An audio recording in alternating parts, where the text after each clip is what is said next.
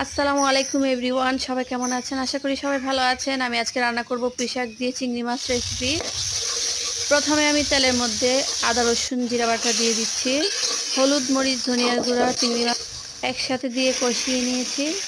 এই তো প্রায় কষানো হয়ে গেছে। মশলাটা ভালো করে না কষানো হলে আর খেতেও ভালো লাগে না, কাঁচা কাঁচা গন্ধ আসে। এই তো কেটে রাখা পুঁইশাক দিয়ে দিব এখন আমি। আজকে আমি সম্পূর্ণ পানি ছাড়া রান্না করব, যেহেতু পুরনো গাছের পুঁইশাক। এই তো ভালো করে কষিয়ে নিচ্ছি। অনেকটাই পানি বেরিয়ে আসছে, হালকা আছে, অনেকক্ষণ ধরে রান্না করতে হবে।